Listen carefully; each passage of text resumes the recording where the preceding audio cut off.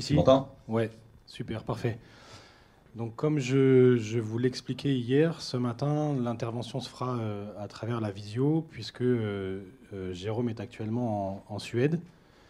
Euh, mais je le remercie parce qu'il a tenu absolument à se rendre disponible pour faire cette intervention qui, comme je vous l'ai expliqué hier, a vraiment un sens pour moi. Donc, je vais le laisser se présenter. Comme il est en visio, il ne vous voit pas, ou alors il vous voit à travers les brides que la régie peut montrer à la caméra. Donc si vous avez des questions, vous levez la main, je passe le micro, et à travers le micro, par contre, il vous entend. Donc on va gérer comme ça. Vous pouvez intervenir dans le déroulé de l'intervention, et puis aussi, bien sûr, à la fin, quand il aura terminé son intervention, si vous avez des questions supplémentaires. Ok. Si j'arrive à finir à l'heure. Oui, voilà, si tu arrives à finir à l'heure. Mais t'inquiète, je vais gérer le temps. Euh, Je te confirme par contre que quand je partage l'écran, je ne vous vois pas du tout. Donc, il faudra ok, vraiment. pas de Je souci, vois je juste gère l'écran. les questions. Ok, donc je te laisse la parole, Jérôme. Merci encore d'être avec nous ce matin. Je te laisse te présenter rapidement et puis enchaîner sur le thème. Ok. Bah, déjà, merci beaucoup pour l'invitation. Ouais, effectivement, je voulais être présent parce que je trouve que bah, le fait d'être invité par une fédé pour parler des travaux de recherche, c'est pas des choses qui nous arrivent souvent. Donc, ouais, je remercie vraiment la fédé de basket et Julien en particulier de m'avoir invité. Donc, je vais vous parler aujourd'hui du sprint interval training, notamment dans les sports co, même s'il y aura d'autres exemples sur des sports individuels et les applications possibles au niveau du basket. Les applications, on en a déjà, donc on a déjà fait des manips avec des clubs basket, vous le verrez tout à l'heure, mais je pense que les applications futures, elles viendront de vous. J'espère que l'intervention vous intéressera. Alors, pour me présenter rapidement, donc moi j'ai un double parcours académique et entraîneur. Au niveau académique, donc j'ai suivi le cursus classique en France jusqu'au doctorat en 2005. Après, j'avais déjà commencé à être ATER pendant mes dernières années de doctorat. Ensuite, toujours au niveau académique, j'ai été maître de conf vacataire pendant 3 ans, donc toute la période en Espagne, à partir de 2007 où j'étais en Espagne jusqu'en 2018. Et en même temps, j'étais directeur de la perf dans un centre de haut niveau. Donc, je faisais à la fois de la préparation physique, mais surtout, je dirigeais l'équipe de médecins, kinés, etc. Et puis, à partir de 2010, j'ai été à la fois directeur de la perf et maître de conf. Et en 2016, je suis parti au Canada pour reprendre un peu contact avec la science. Et suite à ce voyage au Canada, j'ai démissionné de mon poste de maître de conf en Espagne pour revenir en France et être chargé de recherche jusqu'en septembre 2021 où j'ai eu une proposition de l'INSEP pour venir travailler à l'INSEP. Donc voilà, à droite, vous avez les résultats en tant que prep physique, directeur de la perf. Donc, comme vous verrez, j'ai un peu bossé dans le basket, mais surtout avec les filles. Donc, tous les résultats là annoncés, c'est pour les filles, puis après d'autres expériences en général. Voilà pour moi. On va commencer par l'intro. J'ai repris quelques concepts. L'idée des concepts, c'est de vous expliquer pourquoi le sprint interval training m'intéresse et surtout pourquoi le sprint interval training pourrait vous intéresser.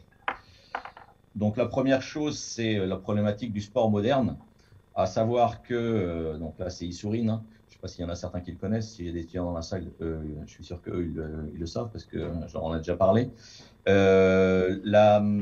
Donc la problématique du sport moderne selon Issourine, c'est qu'il y a de plus en plus de compétitions et il y a de moins en moins de temps du coup pour s'entraîner. D'où l'intérêt de faire des entraînements qui soient, comment on va dire, qui nous permettent de développer les qualités qu'on veut, qui ne nous fassent pas perdre de temps et si possible, si l'entraînement peut être aussi une phase de test, ou en tout cas à la sortie de l'entraînement, avoir testé les athlètes au jour le jour, je pense que là, on a tout gagné. La deuxième diapo, pour situer un peu les choses, c'est la question de toujours, c'est est-ce que plus je m'entraîne et plus mon niveau de perf augmente. Vous verrez, donc là c'est Nox en 2003 qui présente, quand on est débutant, Même si on ne s'entraîne pas beaucoup, on a une zone de bénéfice qui est maximale parce qu'on n'a pas besoin de s'entraîner plus de 2-3 fois par semaine. Ensuite, il y a la deuxième zone de bénéfice max où là, on va s'entraîner un peu plus. Et la zone qui nous intéresse plutôt dans le haut niveau, c'est la zone que Nox appelle le diminishing returns, c'est-à-dire où on va s'entraîner énormément pour avoir des gains qui sont finalement assez faibles en pourcentage. Et le souci de cette zone, c'est qu'elle est juste à côté de la zone de surentraînement. Donc, si on se trompe dans les charges qu'on met ici, automatiquement, enfin, pas automatiquement, mais il y a de grandes chances qu'on bascule dans la zone de surentraînement. Donc, un gros problème.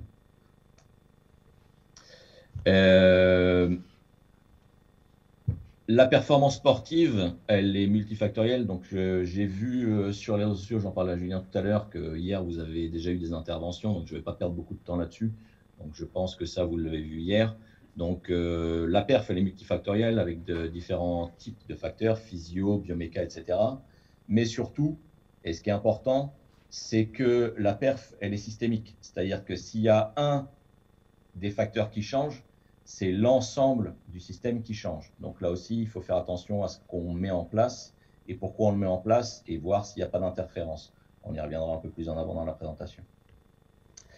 Au niveau des facteurs de la perf, donc là, je n'ai pas choisi la bonne voiture. Hein. Ce n'est pas celle qui gagne cette année, c'est celle qui gagnait les années précédentes. Donc on a les systèmes biologiques, on a le châssis, donc la force, etc. On a tout ce qui est adresse, donc tout ce qui est liaison au sol, si on prend l'analogie avec la voiture. On a la partie mentale, c'est le pilote, et les facteurs externes qu'on ne peut pas contrôler. Pour aujourd'hui, on va rester donc sur le moteur, c'est-à-dire que le sprint interval training a peu d'effet sur le reste, ou en tout cas l'effet principal, il est au niveau des systèmes biologiques. Au niveau des systèmes biologiques, donc retour rapide, et pareil, c'est ce que je présente avec les masters à l'INSEP, une nouvelle nomenclature pour éviter de dire des bêtises. C'est-à-dire, à l'heure actuelle, au niveau scientifique, on parle plus d'anaérobie lactique, parce que c'est pas de l'anaérobie et c'est pas lactique. Donc on parle plutôt du système des phosphagènes, donc ATP plus phosphocréatine. L'anaérobie lactique, on parle plutôt de glycolyse ou glycogénolyse, suivant le produit initial, donc le substrat initial qu'on utilise anaérobie, et enfin l'aérobie. Et au niveau de l'entraînement, donc ça c'est aussi quelque chose que vous devez connaître, on a pour chaque filière une taille de réservoir et un diamètre d'écoulement au niveau du tuyau. Donc la taille du réservoir, ça va être la capacité ou l'endurance, et le diamètre du tuyau, ça va être la puissance du système. Simplement, vous pouvez voir que pour les deux filières qui sont là, donc là, au niveau glycolyse anaérobie, au niveau aérobie, on a aussi la taille du tuyau, ce qu'on appelle ici l'inertie. Donc, pardon pour le son, à chaque fois je voulais l'enlever. Le travail en puissance, ça va être d'essayer d'augmenter le débit, augmenter le diamètre de la filière. Le travail en endurance, ça va être augmenter la taille du réservoir. Et puis, il y a des travaux qui permettent de diminuer cette inertie, ce temps de latence. Et ces travaux, enfin, en tout cas, ces méthodes de développement sont plutôt liées au métabolisme aérobie. Et comme c'est marqué en bas en noir, les récupérations doivent permettre de cibler l'objectif. C'est-à-dire qu'on peut faire à peu près les mêmes temps de travail pour développer chacun des facteurs ici. C'est les temps de récup qui vont faire qu'on va cibler une méthode ou l'autre. Dernier point pour expliquer sur le sprint interval training, c'est la vitesse de réserve anaérobie. Donc là, c'est quelque chose que j'ai pris de Mercier et Léger en 2001. À l'heure actuelle, beaucoup de gens mesurent la VMA, mais on oublie en fait que pour les athlètes en général, là dans ce cas particulier, il y a un coureur de 800 et un coureur de marathon, on oublie que les profils sont complètement différents, tant au niveau sous-max qu'au niveau supramax. Donc, à l'heure actuelle, on ne peut pas faire l'économie de mesurer la vitesse de sprint en plus de la VMA. Et si on parle du cas spécifique du basket, c'est encore plus important. C'est-à-dire qu'on va pouvoir définir des profils, pardon, des profils en fonction donc de la VMA que vous avez en vert et de la vitesse de sprint. Et à partir de là, on va pouvoir déterminer la vitesse de réserve anaérobie ou l'espace supramaximal qui est ici. Et on va voir, donc là, vous avez Bolt ici et Gebre Selassie de l'autre côté. Et au milieu, j'ai matérialisé avec Cristiano Ronaldo. Je ne suis pas spécialement un fan de foot, mais au moins vous connaissez tous. Donc là, ce que vous avez au milieu, c'est un peu l'archétype du sportif, de l'athlète de sport collectif. Pourquoi est-ce que ça nous intéresse? Parce qu'en fait, si nous, donc dans mon travail, moi en tout cas, je m'intéresse qu'au travail supramax, donc tout ce qui est au-dessus de VMA, tout ce qui est en dessous de VMA ne m'intéresse pas fondamentalement. Et dans les sports co, je ne pense pas que ce soit ce qui vous intéresse le plus. S'il y en a dans la salle qui utilisent des méthodes sous max pour développer notamment la VMA, on pourra en discuter. Mais je pense que dans l'exposé, je vous montrerai pourquoi il vaut mieux éviter. Notamment ce type de travail-là, le travail d'intensité moyenne continue. Ensuite, vous avez donc le travail de haute intensité et le travail de très haute intensité qui est le sprint interval training, qui est tout représenté ici. Pourquoi est-ce que la vitesse de réserve anaérobie est importante? C'est parce que si on mesure simplement la VMA et qu'ensuite on se dit je vais travailler à 110% de VAM pour développer la puissance aérobie, en fait, suivant le type de personne qu'on a en face, ce 110% de VMA, il ne va pas du tout avoir le même effet physiologique. C'est-à-dire, si on prend le coureur de marathon de tout à l'heure, sa vitesse de réserve anaérobie, c'est 125% de la VAM. Donc, si je lui mets une charge de travail à 110% de la VAM, il ne va pas travailler que la puissance aérobie. Il va être même bien au-delà. Sur le coureur de 800, effectivement, 110% de VAM, ça ne va pas lui faire beaucoup plus mal que 100% de VAM. Le même exemple, mais cette fois-ci en fonction, donc les 110% de VAM exprimés en fonction de la vitesse maximale de sprint. Donc là, vous voyez, 110% de VAM pour le coureur de marathon, ça correspond à peu près à 90% de sa vitesse de sprint. Alors que pour le coureur de 800, c'est environ 70% seulement. Donc on voit bien que les effets physiologiques ne sont pas les mêmes. Donc l'important, ça va être de définir les objectifs. Et le thème d'aujourd'hui, c'est pourquoi est-ce qu'on devrait travailler avec le travail intermittent de haute intensité. Alors le premier élément de réponse, c'est que Lawson et Jenkins et puis Heger, quand il est intervenu il y a un mois maintenant dans le master de l'INSEP, nous disaient la même chose, c'est-à-dire que à partir du moment où on a un VO2 max qui est supérieur à 60 ml par kilo par minute, la seule façon de continuer à développer ce VO2 max, c'est d'utiliser des très hautes intensités. Deuxième chose, d'un point de vue historique, donc là, c'est Paavo Nurmi, 1920. Vous pouvez voir que dès 1920, sur un athlète de moyenne et longue distance, il utilisait déjà, donc il y a 100 ans, il utilisait déjà de la haute intensité du travail intermittent.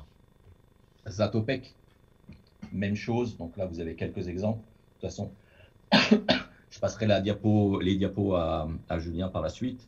Mais vous voyez aussi que entre 47 et 54, tout l'entraînement est basé sur du travail intermittent. 10 fois 200 plus 50 fois 400. Alors 50 fois 400, je ne vous le conseille pas, hein. Pas à tous. Tout le monde ne peut pas le faire et je ne sais pas si ça a un si grand intérêt. Malgré tout, c'est le seul à avoir eu 3 médailles d'or dans les mêmes JO. Et à chaque fois qu'il s'est aligné sur une course de 10 000 entre 48 et 54, il les a toutes gagnées. Donc je pense que l'intermittent, c'est quand même assez intéressant. D'un point de vue plus scientifique, on voit que le temps passé à VO2 max grâce à l'intermittent est beaucoup plus important qu'avec le travail continu. Donc ça, c'est un premier point. De même, quand on fait du travail continu, si par la suite on fait un temps limite, donc un temps jusqu'à épuisement, on s'aperçoit que grâce à l'intervalle, on peut courir 2 fois plus longtemps quasiment qu'avec le travail de développement continu. Enfin, dernière chose, au niveau de la conceptualisation par rapport aux efforts de haute intensité, si on compare, donc là c'est une étude de Elgerud, donc 45 minutes pardon, de travail continu à environ 70% de la fréquence cardiaque max, versus 25 minutes au seuil, donc environ 85% de la FC max, et du travail intermittent, 25 minutes aussi, soit du 15-15, soit du 4 minutes, 3 minutes de récup. Si on regarde le VO2 max et le volume d'éjection systolique, si vous faites du travail continu de faible intensité, on s'aperçoit qu'au final, vous avez plutôt tendance à perdre en VO2 max et en volume d'éjection systolique. Si vous faites du travail au seuil, il y a quelques gains. Dès que vous attaquez l'intermittent, les gains sont beaucoup plus importants, tant au niveau du VO2 max que du volume d'éjection systolique. Donc encore un point intéressant en faveur du travail intermittent. Celui-là, c'est juste pour montrer, pareil, qu'on a des gains, mais cette fois-ci au niveau plutôt biomoléculaire et biochimique. Je vais passer vite là-dessus. Et après, c'est vraiment la question de se poser, OK, si je fais du travail continu, on sait que maintenant, c'est plutôt très moyen. Si je fais du travail de haute intensité, c'est intéressant. Mais le problème, pour nous, dans les sports co, c'est que ces deux profils-là, bah, ce n'est pas les profils qu'on a généralement. Nous, on a plutôt ce profil. Et le souci, c'est que si je fais du travail pour développer la VMA en sport co, et que j'utilise des méthodes qui viennent de l'athlétisme, et plutôt des méthodes soit continues, soit intermittentes de basse intensité, effectivement, je vais développer la VMA, mais le problème, c'est que je vais perdre en Vmax. Sauf que, notamment en basket, ce sont des efforts répétés de sprint, de saut, etc. Et la Vmax est très importante, ou voire encore plus la Pmax. Donc, on ne peut pas se permettre de faire... d'utiliser des méthodes de développement de la VMA qui, de l'autre côté, vont nous faire perdre en Vmax. Dans le meilleur des cas, on va avoir en tout cas, ce qu'il faut viser, c'est le développement de la VMA, donc améliorer les facteurs aérobie. On va voir pourquoi dans les prochaines diapos, sans toucher à la Vmax, voire utiliser des méthodes qui vont nous permettre à la fois d'améliorer la VMA et d'améliorer la Vmax. Alors dans ce cas-là, c'est un petit peu utopique. Tout dépend des sportifs avec lesquels on travaille. Si ce sont déjà des sportifs confirmés, améliorer la Vmax, ça va être compliqué. Juste après moi, je crois que vous avez Guillaume Tanon, qui est le spécialiste de la vitesse. Je le laisserai développer ces aspects-là et il appréhendera certainement mieux le problème que moi. Alors, est-ce qu'on peut faire mieux, du coup ? Bah, si on reprend la physio, oui. C'est-à-dire, si on regarde la participation des différents métabolismes énergétiques au cours du temps, donc en haut, vous avez le temps en secondes, et là, vous avez la participation des métabolismes énergétiques, donc le métabolisme aérobie ici, la glycolyse anaérobie en vert, et le système des phosphagènes, donc anciennement anaérobie lactique, en rouge. On s'aperçoit que dès 2 secondes d'effort, 3% de l'énergie provient du métabolisme aérobie. Et à mesure que le temps de sprint augmente, la participation du métabolisme aérobie est plus importante. Et on voit qu'on a un système de vases communicants entre le métabolisme anaérobie lactique, donc le système des phosphagènes, et le métabolisme aérobie. Ce qu'on voit, c'est qu'on a une certaine constance au niveau de l'anaérobie lactique, donc nous, ce qu'on appelle la glycolyse anaérobie. Pourquoi c'est intéressant ? En tout cas, là, vous pourriez me dire, oui, mais en basket, on ne fait jamais de sprint qui dure 20 secondes. Effectivement, ou 30 secondes. Effectivement, par contre, en basket, vous pouvez faire ça. Des sprints de 10 secondes entrecoupés avec des récup de 30 secondes.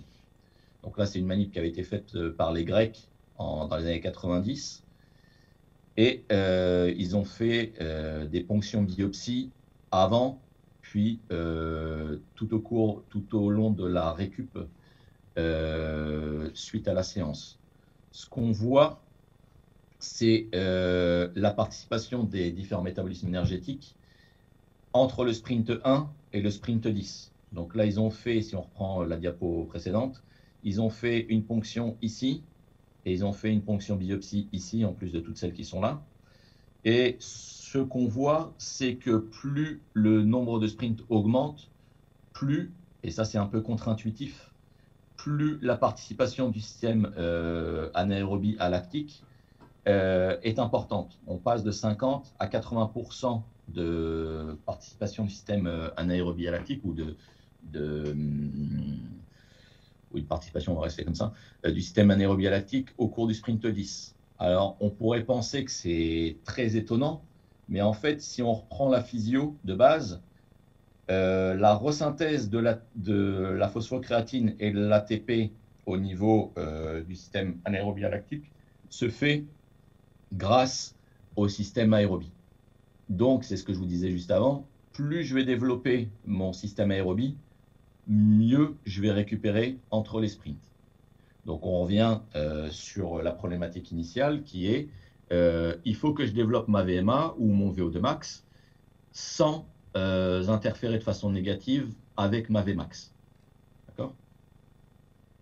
Pour ça, on pense que le sprint interval training est une méthode très adaptée. Alors le premier, là je vais vous parler de mes travaux, et puis c'est maintenant que je vais faire le VRP, c'est-à-dire que je vais vendre la méthode, et j'espère que vous l'achèterez à la fin de l'exposé. Donc le premier article que j'ai publié, c'était sur les trailers entraînés, et simplement, j'ai adapté le protocole de laboratoire et je l'ai amené sur le terrain. Donc le protocole, c'est de faire des sprints. Donc en basket, ce que vous appeliez avant le suicide, mais le suicide avec des distances bien établies. Et le but du jeu, c'est justement c'est pas une punition parce que vous avez raté un shoot ou quoi. C'est une méthode de développement, d'accord ? Donc c'est pas du tout la même optique. Par contre, effectivement, ce qu'on demande, c'est aux personnes d'aller le plus vite possible en faisant des navettes, donc de 0 à 5 mètres, puis 0 à 10 mètres, puis 0 à 15 mètres, puis 0 à 20 mètres, puis 0 à 25 mètres si vous êtes fort, et vous revenez. Le tout en 30 secondes. Et ensuite, ce qu'on fait, c'est sur la première séance d'entraînement, on va faire 4 fois ça, avec 4 minutes de récup entre chaque période de travail, donc de 30 secondes, puis 2 jours après 5, puis 2 jours après 6 reps, puis 6 le lundi suivant. Donc là, ça ferait lundi, mercredi, vendredi, week-end, lundi, mercredi, vendredi. Et donc, j'ai simplement adapté des méthodes d'entraînement qui avaient été testées en laboratoire et je les ai amenées sur le terrain. Dans le cas de ce travail, on avait fait un test VMA, un contre-la-montre sur 3000 mètres et un temps limite, donc un temps jusqu'à épuisement. On l'a fait avant l'entraînement et après l'entraînement.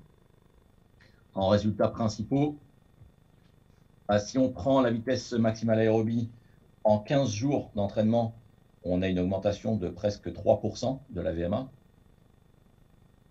Sur le contre-la-montre, on a une amélioration de presque 6%.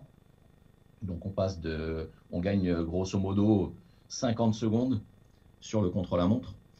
Et temps jusqu'à épuisement, on est à plus 42%.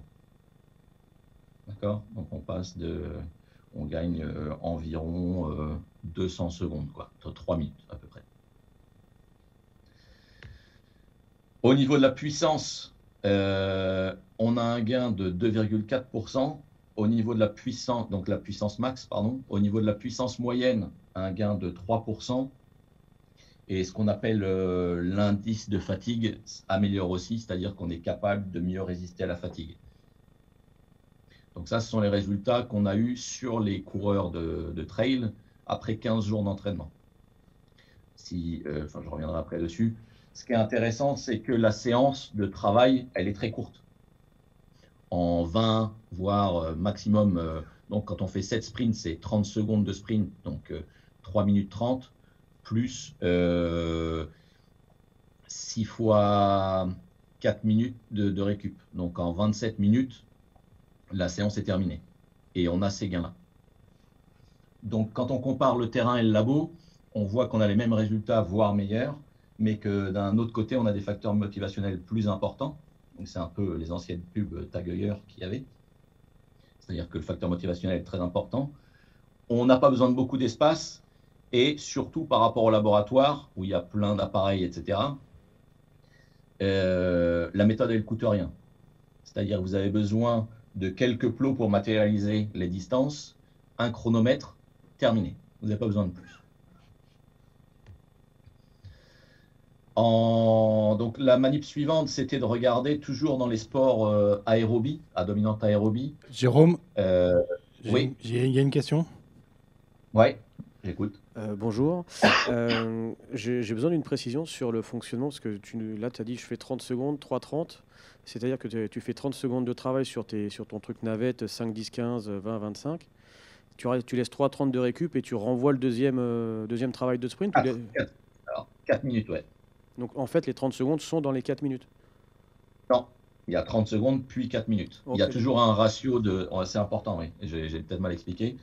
30 secondes de travail, 4 minutes de récup. 30 secondes de travail, 4 minutes de récup. Ok, tout le temps. Super. Merci. Ok. Continue. Deuxième question d'une collègue. Je passe d'ess. Ouais. Tu fais de la récup active ou de la récup passive?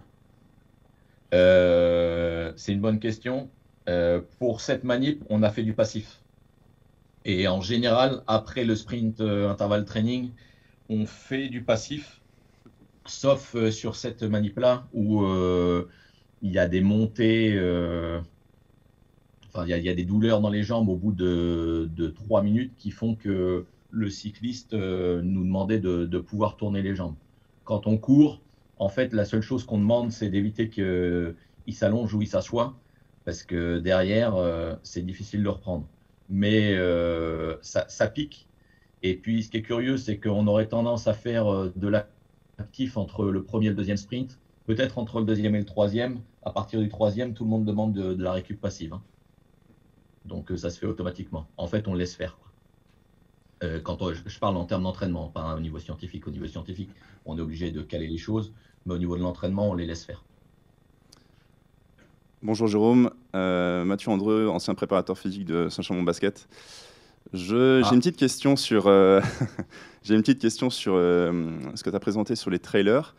Pourquoi avoir pris le choix de faire des changements de direction alors qu'on sait que le trail est plutôt sur des courses plutôt droites? Pourquoi ne pas avoir travaillé sur des sprints en ligne droite? Alors, c'est la question qu'on me pose à chaque fois.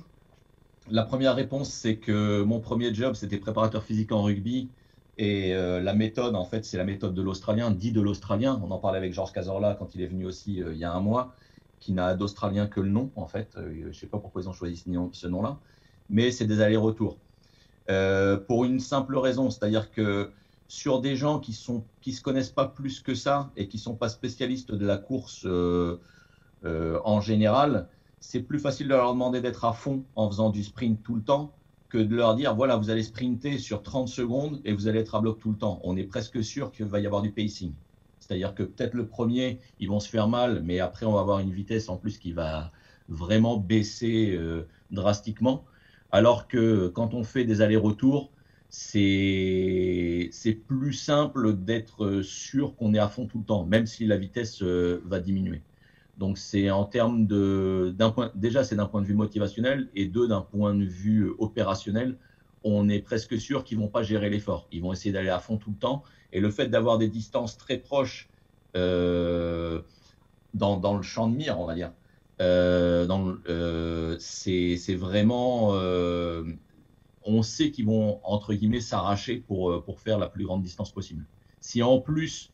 Comme dans le grade du basket, là, on verra tout à l'heure, justement à Saint-Cham, ce qu'on avait fait. Si on les fait courir 8 par 8, il y a aussi une émulation, pour ne pas dire une compétition, entre les joueurs. Donc c'est aussi pour ça. Et en plus, on réduit l'espace. Donc c'est que on a tout pris en compte, motivationnel, espace disponible ou nécessaire, et connaissance de soi, entre guillemets. C'est-à-dire qu'on voulait limiter au maximum le pacing. Merci. Il n'y a plus d'autres questions pour le moment? Tu peux poursuivre là où tu t'étais arrêté. Ok, donc là, du coup, quand on a fait, et puis ça, c'est aussi par rapport à la question précédente, quand on a eu les résultats sur les trailers, quand on a vu les très bons résultats qu'on avait en 15 jours, on s'est posé la question de savoir si justement ce n'était pas les changements de direction pour des gens qui ne sont pas habitués à le faire, qui n'impliquaient pas des gains en force. Et donc, en fait, comme on ne mesurait pas une VO2 max ou un VO2 max, mais plutôt une VMA, on pouvait se poser la question de savoir si cette VMA n'était pas augmentée simplement par une meilleure économie de course que par des facteurs périphériques et ou centraux. Donc, derrière, on a décidé, ou en tout cas, moi j'ai eu l'opportunité d'avoir un cycliste semi-pro, pas excellent, mais pas mauvais non plus, qui a accepté de faire à la fois du sprint interval training et de la muscu. Donc, par contre, j'ai perdu. Ah, c'est bon. Ça rentre dans les. En fait, quand on a fait site et muscu, c'était aussi pour voir si on pouvait avoir des gains par rapport au travail combiné. C'est-à-dire que on sait que quand on fait de l'endurance et du travail en force, en général, suivant le type de travail en endurance qu'on va faire, on va bloquer les adaptations au niveau de l'hypertrophie des séances de muscu. Alors que quand on fait a priori du sprint interval training ou de la haute intensité, on aurait moins tendance à bloquer les adaptations dues à la musculation. Donc en fait, si on fait du travail continu, a priori, on serait plutôt sur la synthèse mitochondriale en bloquant la synthèse protéique, donc plutôt le développement des facteurs aérobie et une perte au niveau de l'hypertrophie musculaire. Alors que si on combine sprint, interval training et travail de muscu, on aurait un gain à la fois au niveau aérobie et à la fois au niveau musculaire, pour le faire simple. Donc moi, je voulais vérifier si c'était vrai ou pas. Donc ce que j'ai fait, c'est reprendre le protocole que je vous ai présenté avant, mais cette fois-ci sur vélo. Donc exactement la même chose en rouge. Hein. Donc les Wingate, donc 4 fois 30 secondes avec 4 minutes de récup, puis 5 fois 30 secondes avec 4 minutes de récup. Donc chaque jour, hein, chaque séance. Et les jours off, entre guillemets, j'ai mis un programme basique de musculation parce que c'était un cycliste et il n'est pas habitué à faire trop de muscu. Enfin, il n'était pas habitué à faire trop de muscu. Donc, j'ai juste respecté les règles de base, hein, diminuer le volume et augmenter l'intensité. Sauf que, comme là, on avait en séance 9, 7 sprints, les séances 10 et 12 qui sont des séances de muscu, j'ai fortement diminué le volume, mais je n'ai pas augmenté l'intensité. C'est la même intensité que les 2 séances précédentes. D'accord ? Donc, c'est juste le petit changement que j'ai fait par rapport aux évolutions normales ou au croisement entre volume et intensité en musculation. Résultat, donc on a fait un test VO2 max, donc cette fois-ci en médecine du sport avant, puis après. Donc 15 jours d'entraînement avec site et muscu. Donc le premier seuil ventilatoire reste inchangé. Le deuxième seuil ventilatoire, on passe de 375 watts à 400 watts. Le VO2 augmente de presque 3%. Et la lactatémie après le VO2 max diminue. Donc ça, c'est plutôt une bonne nouvelle pour un cycliste. Et en termes de puissance, donc là, vous voyez, on reste bien en labo. En termes de puissance, donc là, on a la première séance et la dernière séance.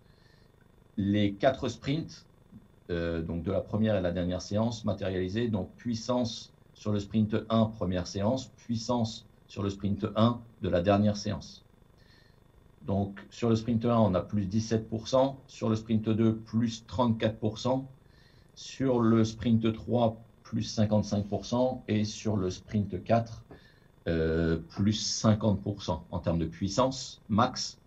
En termes de puissance moyenne, sur le sprint 1, il n'y a pas vraiment de différence parce qu'en fait, il exprime sa puissance max plus rapidement. Par contre, comme la puissance max est beaucoup plus élevée, il a une décroissance sur les 10 dernières secondes, donc de 20 à 30 secondes, qui est plus importante aussi. Donc du coup, la puissance moyenne, c'est que 1%.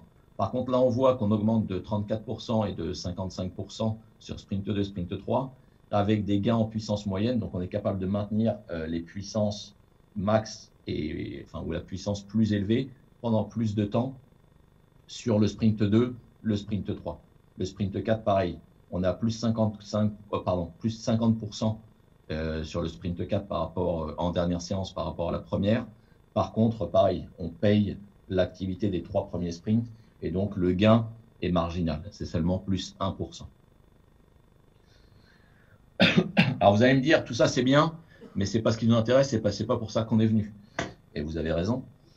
Derrière, on s'est posé la question de savoir si ce sprint interval training, c'était pas quelque chose d'encore plus intéressant, puisque les gains sur des sportifs qui d'habitude n'utilisent pas le travail intermittent, en tout cas pas le travail intermittent à Vmax, on voyait qu'il y avait des gains. Est-ce que dans les sports co, c'était la même chose, ou est-ce que les gains sont plus importants ou pas? Donc c'est ce qu'on a regardé. Donc là où vous comprendrez pourquoi j'ai réagi au Saint-Chamond basket tout à l'heure. Donc ça, c'est quelque chose qu'on a fait avec le prep physique des jeunes joueurs. Alors, je ne sais plus comment il les appelait, mais donc Morin Rousson qui est ici, qui était étudiant à Lyon et qui avait écouté une de mes confs sur le sprint interval training et qui avait trouvé que c'était intéressant. Donc on a mis en place le sprint interval training avec le club de Saint-Cham. Le problème, c'est comme vous verrez, on l'a fait en 2020 et on a eu un petit souci avec la période Covid pour mener à bien les études. Donc c'est un peu une étude tronquée que je vais vous présenter. Entraînement, on ne s'est pas cassé la tête, hein. On a fait la même chose. Du 30 secondes de 4 minutes. On aura proposé la même chose que ce qu'on avait fait avec les athlètes et les cyclistes. Et on a regardé ce qui se passait.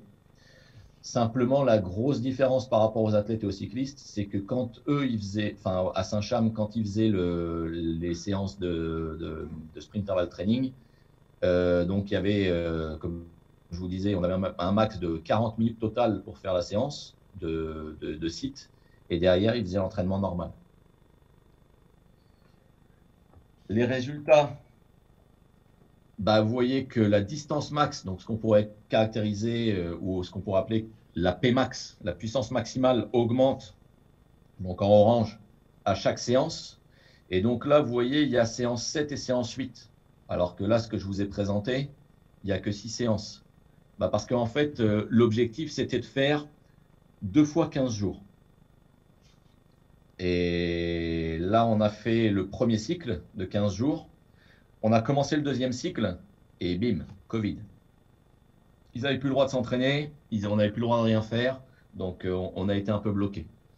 Donc malgré tout, ce qu'on voit, c'est que sur les 15 premiers jours, donc jusqu'ici, sur les 15 premiers jours, on a une augmentation de la puissance max, une augmentation de la puissance moyenne ou distance moyenne, et aussi une augmentation globale de la puissance minimale, c'est-à-dire au cours des sprints, la puissance max, c'est la distance maximale parcourue dans le meilleur des sprints, et la puissance min, ou la distance min, c'est la distance la plus basse parcourue au cours des sprints. Et on voit que tous les paramètres augmentent au cours des séances. Donc ça, c'est quelque chose d'assez intéressant, c'est qu'à partir du moment où vous commencez le sprint interval training, vous faites 3 séances, vous faites 2 séances, vous avez déjà amélioré votre niveau de base. Vous faites 3 séances, vous continuez à améliorer, etc., etc. Par contre, donc là, ils font les 15 premiers jours et vous apercevez que là, quand on repart sur un cycle de 15 jours, la séance 1 du deuxième cycle, la Pmax, la puissance moyenne et la puissance min ont diminué par rapport à la séance précédente. Ce qui pourrait être curieux, en fait, parce qu'on se dit, ce que je viens de vous dire avant, dès qu'on en fait, on s'améliore. Alors là, en fait, je vous le dis comme ça en aparté, c'est simplement des facteurs motivationnels. C'est-à-dire que quand on a fait les 15 premiers jours, on ne les a pas prévenus qu'ils allaient faire 15 jours de plus. Donc, quand ils se sont repointés le lundi à la fin des 15 premiers jours et qu'on leur a dit on est reparti pour 15 jours, ça a râlé un petit peu. Et on voit dans les résultats qu'au niveau motivation, ils n'y étaient pas trop. Ils ne s'attendaient pas à repartir pour 15 jours de sprint interval training. Donc là, ça les a un peu démotivés, entre guillemets. Mais on voit que dès la deuxième séance, ils sont repartis sur une dynamique d'augmentation. Donc, ils sont à peu près pareils en séance 8 qu'en séance 6, malgré, on va dire, le choc émotionnel de se dire « Ah, on est reparti pour 15 jours ». Je ne peux pas vous dire plus par rapport à ça, puisque derrière, on a été complètement bloqué dans les manips à cause du Covid. Comme c'était marqué au départ, on avait mesuré les hauteurs de saut en pré-poste. On avait mesuré la vitesse max, donc on faisait un profil force-vitesse, mais basé sur du sprint avec radar, sprint de 30 mètres. Donc la hauteur de saut en squat jump a augmenté de façon significative.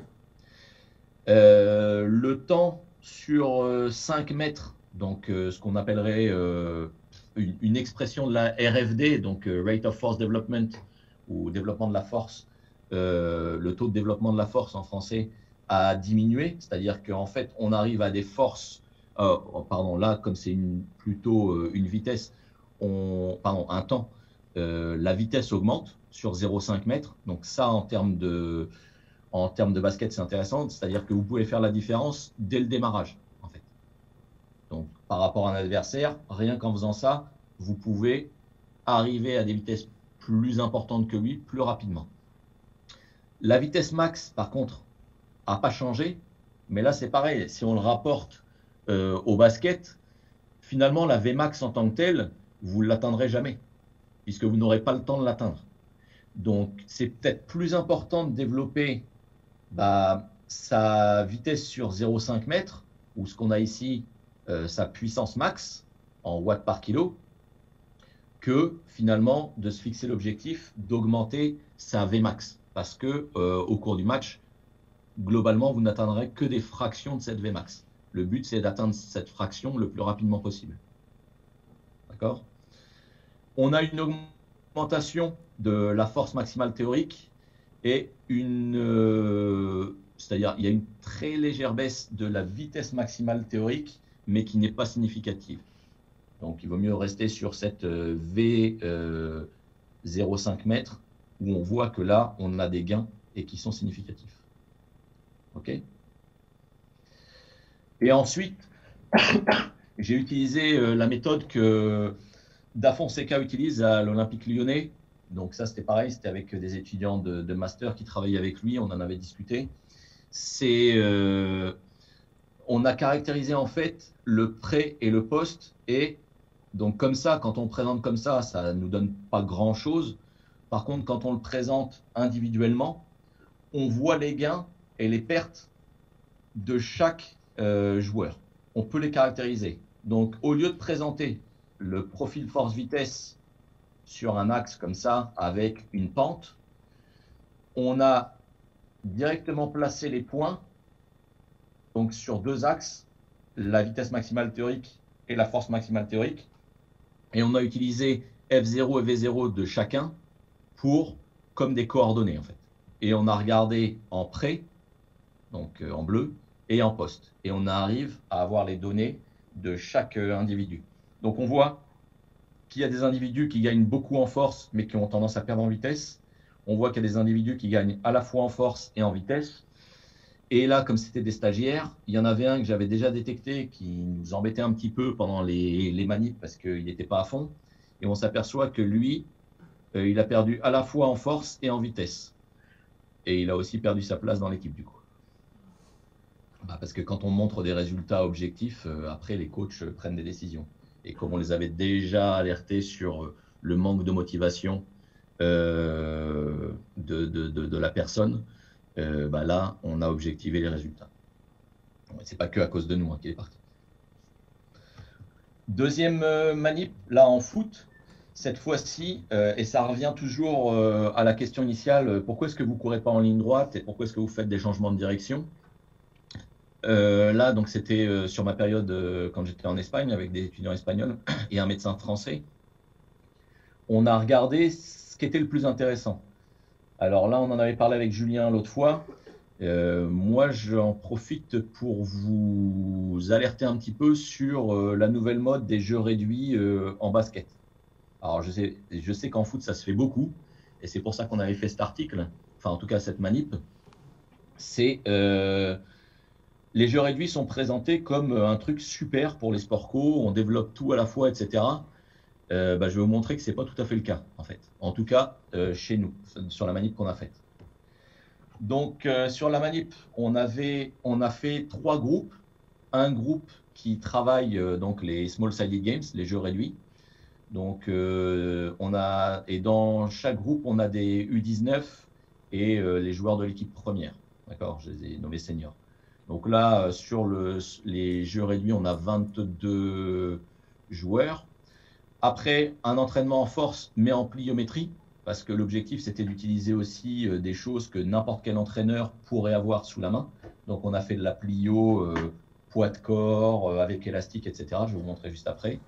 Et un autre groupe qui faisait du sprint interval training. OK ?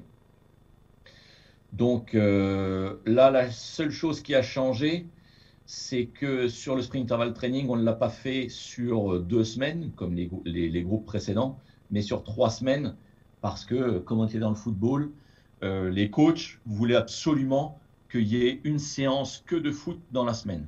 Donc, comme ils avaient 3 entraînements par semaine, il y avait 2 entraînements, le lundi et le mercredi, 2 entraînements à base de sprint interval training, puis la séance normale de foot, ou sprint interval training, ou plio, ou jeu réduit. Et le vendredi, c'était une séance seulement football. Donc, on n'a pas fait la séance, on n'a pas fait 6 séances 2 fois 3, mais 6 séances en faisant 3 semaines, 2 séances par semaine. Donc, c'est la seule différence par rapport à ce que j'ai présenté jusqu'à maintenant. Au niveau des jeux réduits, donc on a fait une évolution. On a commencé par du 6 contre 6, en faisant du 4 x 4 minutes avec des récup passives de 3 minutes. Et on a essayé de calquer le temps total de travail de façon à ce que toutes les séances, que ce soit du small side games, du sit ou de la plio, que toutes les séances durent à peu près le même temps. Donc ce qu'on a fait après, c'est par contre, on a diminué le nombre de joueurs, mais on a aussi diminué les dimensions du terrain. Et en muscu, vous avez là donc sauts verticaux, c'est-à-dire les sauts sur une boîte. Ensuite, des squat jump, des contre-mouvements jump, des squats horizontaux sur une planche à roulettes. Donc, les personnes sont allongées et en fait, elles poussent sur un mur pour aller le plus vite possible. Donc là, c'était plutôt de l'entraînement de vitesse. Pour travailler la survitesse, on avait aussi des squats horizontaux sur planche à roulettes, mais avec aussi des élastiques qui permettaient d'augmenter la vitesse de projection, entre guillemets, des drop jump pour faire un peu plus plio. Et au total, donc, on était sur des temps de séance qui étaient équivalents aux autres. D'accord ? Les tests, donc on a fait le profil force vitesse en utilisant l'application MySprint. Pardon, là, c'est ici, sur 30 mètres avec l'application MySprint. Ici, c'était le test sprint interval training, hein, le test de l'Australien. Et on a également fait le VAM-EVAL sur terrain pour la VAM. Résultat.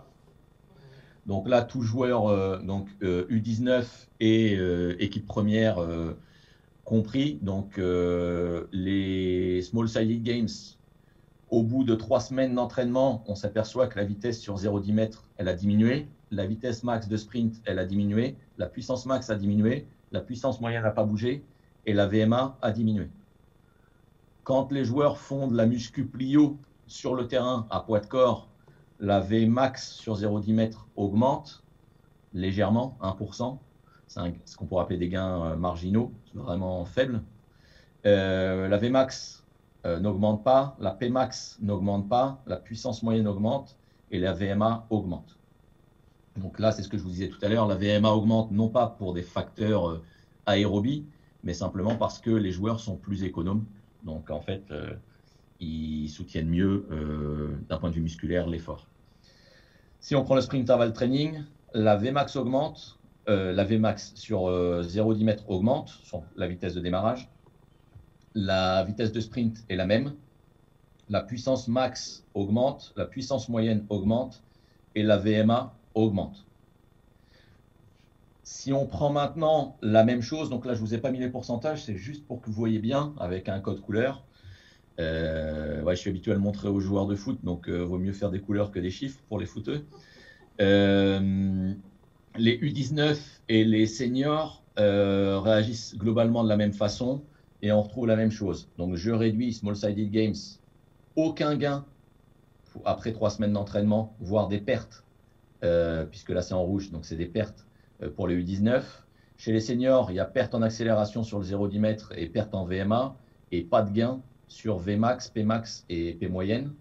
Pour la plio chez les U19, même chose, on gagne en accélération, on perd en Vmax et on gagne sur tous les autres facteurs. Pour le sprint interval training chez les U19, après 3 semaines d'entraînement, on a des gains partout. Chez les seniors, en plio ou en muscu, on perd en accélération, c'est un peu curieux, Vmax pareil. Par contre, en puissance max et moyenne et en VMA, on gagne.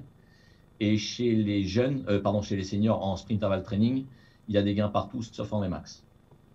Donc, je reviens sur ce que je vous disais. Je vous appelle à la prudence par avance sur le fait d'inclure des jeux réduits en basket. Parce que là, si vous voyez les résultats qu'on a en foot, c'est pas probant. Alors, on a fait une petite étude de la littérature par rapport à ça, par rapport aux jeux réduits. Et on s'aperçoit qu'en fait, effectivement, les jeux réduits, ça peut être très intéressant, mais pour une seule catégorie de population. C'est des joueurs qui techniquement sont bons et qui physiquement sont pas extraordinaires. Donc, ils sont ni excellents au niveau technique, ni excellents au niveau physique. Et dans ce cas-là, effectivement, il y a des gains importants au niveau de la VMA, etc. Pour ces joueurs-là. Par contre, si les joueurs sont techniquement mauvais, le ballon va être tout le temps sorti. Donc, il y aura des temps de récup très importants. Donc, pas de gains. Et à l'inverse, si les joueurs sont techniquement très forts, en fait, ils ne travaillent pas tellement le physique parce qu'ils compensent tout grâce à la technique. Donc, il n'y a pas de développement non plus. Donc, les jeux réduits, c'est intéressant pour un seul type de population dans les sports co, globalement. Donc, je voulais juste vous dire ça. Et au passage, vous montrer que… Excuse-moi, est-ce que je peux te poser une question ? Ouais. Là, tu nous parles de U19 de seniors sur ta proposition. Et quand tu nous dis qu'après, c'est des gens qui doivent être plutôt techniques et tout ça, mais qu'est-ce qu'il en est sur des catégories un peu plus jeunes ? Parce que chez les plus jeunes, tout ce qui est justement les petits jeux, le jeu réduit et tout ça, ça peut être intéressant. Alors pas forcément le foot parce qu'il y a le contrôle du ballon et je te rejoins complètement là-dessus. Mais sur le basket, sur des catégories plus jeunes, U13, U15, par exemple sur des pôles régions et tout ça, comment tu verrais un petit peu le truc si tu as une idée pour transposer un peu ta proposition, quoi. Par rapport au jeu réduit. Et ta proposition de site aussi, ouais, les deux. Le site chez les plus jeunes, ça marche. Après, je vais vous montrer comment on peut l'adapter, parce que là, pour l'instant, on est toujours sur du 30 secondes, 4 minutes. Et pour les jeunes, 30 secondes, 4 minutes, vu la maturité des filières, c'est peut-être pas la meilleure façon de faire, mais on a déjà mieux. Donc, je vous le montrerai juste après. Et par rapport à la question que tu posais, effectivement, les jeux réduits, là, je vous parle, et puis c'est ce que j'ai bien placé les choses au niveau… dès le départ au niveau théorique, c'est-à-dire que moi, je m'intéresse au moteur. Je ne m'intéresse pas, par exemple, au psychomoteur ou autre. C'est-à-dire que là, c'est juste un élément de la photo, ce n'est pas toute la photo. Et comme on a dit aussi, comme je l'ai dit en intro, la perf, ce n'est pas que ça. C'est-à-dire que là, par exemple, sur l'article que je vous présente en football, le reviewer, avant de publier donc, dans le journal international, là, cette étude-là, le reviewer m'a dit, ouais, mais est-ce que le fait qu'ils améliorent l'accélération, la Vmax, etc., ça fait d'eux des meilleurs joueurs de foot ? En fait, on ne sait pas. On n'a pas. Déjà, il faudrait savoir comment on quantifie qui est un bon joueur de foot et qui ne l'est pas. Est-ce qu'on se base sur les résultats en sachant que c'est une équipe, donc on ne sait pas comment les joueurs vont réagir. Et pour répondre plus spécifiquement à ta question, oui, chez les jeunes, il y a aussi la dimension jeu qui est importante. C'est-à-dire qu'il faut qu'ils s'amusent. faut pas qu'on les, enfin, on va pas les matraquer dès qu'ils sont petits. Par contre, on peut faire des petites compétitions, plutôt que de faire du jeu réduit, des fois qui peut être plus ou moins intéressant. On peut faire des évolutions du sprint interval training avec des espèces de courses relais pour adapter exactement les temps de travail à leur spécificité et puis pour que ça soit beaucoup plus ludique. Là, le sprint interval training comme ça, effectivement, c'est plutôt chez des ados, on va dire à partir de 16-17 ans, et qui sont déjà capables de bosser. Si on intègre la dimension jeu, effectivement, les jeux réduits peuvent être super intéressants, mais pourquoi pas mixer le jeu réduit avec des temps de travail ou des allers-retours qui font qu'on travaille sur les deux choses en même temps? Je ne sais pas, il faudrait y réfléchir. Et en termes de gains, je ne peux pas dire parce qu'on ne l'a pas encore étudié, mais ça pourrait être quelque chose d'intéressant, notamment, de voir la meilleure proposition ou une proposition intéressante pour les publics plus jeunes. Merci Jérôme, tu peux enchaîner. Ok. Donc là, j'arrive à ce que je vous disais, c'est notamment par rapport aux jeunes. Et donc là, on a fait avec les jeunes footballeurs, parce que j'étais plus sur Saint-Étienne l'année dernière, puisque je suis monté à l'INSEP. Donc là, j'ai travaillé avec des masters de Lyon aussi, qui avaient deux types d'équipes, des filles et des garçons, et plutôt jeunes. Et on s'est posé la question, donc comme je vous disais, le 34, est-ce que ça a un sens pour les jeunes? Et est-ce qu'il ne vaudrait mieux pas passer sur un ratio qui est toujours le même, donc, mais cette fois-ci sur des temps d'effort plus faibles en étant en iso-volume, donc en ayant le même volume total de travail qu'en 34, mais en réduisant le temps des sprints pour être plus proche du type de population qu'on a. Donc là, pareil, on a fait la même chose sur le terrain, aller-retour. D'accord, on a placé, donc là on avait des structures qui étaient pas mal. Et par contre, ce qu'on a regardé, c'est non seulement le 34 versus le 15-2, mais aussi le sens. Si j'ai, donc la question c'était, si j'ai que 15 jours, par exemple de pré-saison, ou au retour des vacances de Noël, si j'ai que 15 jours, est-ce qu'il vaut mieux faire du 34 ou du 15-2? Et si j'ai 4 semaines, est-ce que je commence par le 34 ou est-ce que je commence par le 15-2? Et quand je vous parlais d'iso-volume, vous voyez, là, on a 4, 5, 6, 6 comme d'habitude en 34. Et quand on fait du 15-2, pour arriver au même volume de travail, on multiplie par 2 le nombre de sprints. Donc 8, 10, 12, 12, 14, 8. Simplement, ils font que 15 secondes. D'accord? Là, dans cette manip qui s'est terminée il y a 15 jours, en tout cas, les résultats ont été traités il y a 15 jours, il y avait un test de VAM, un profil force-vitesse sprint et un test de RSA, donc Repeated Sprint Agility, mais il faisait des répétitions de sprint un peu sur le type de la manip de Gaetanos que je vous ai présenté là sur les années 90. J'ai mis pré-test et pré-test, middle test et post-test. Donc on faisait des tests au milieu et les groupes switchaient. Donc il y a un groupe qui a commencé par le 34 et qui a fait du 15-2, et il y a un groupe qui a commencé par le 15-2 et qui est passé au 34. D'accord? Le tout donc sur 4 semaines totales de travail. J'ai perdu ma... Hop. Alors, si on regarde les résultats au niveau du profil force-vitesse, tels que je les ai placés tout à l'heure, là, en utilisant la méthode d'Afonseca, donc vous avez l'axe vertical CF0 et l'axe horizontal CV0. Donc ceux qui ont commencé par le 15-2, vous voyez que c'est ici, donc en noir, pardon. En noir, c'est le gain total au bout de 4 semaines. Donc là, vous ne l'aurez pas parce que si on l'avait mis en noir, ça serait superposé avec les flèches, là sur le 34 puis 15-2.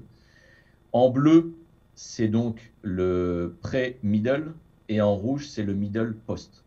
D'accord? Donc quand on fait du 15-2, ou en tout cas sur la population qu'on avait là, de joueurs et joueuses de foot, on perd à la fois en force et en vitesse.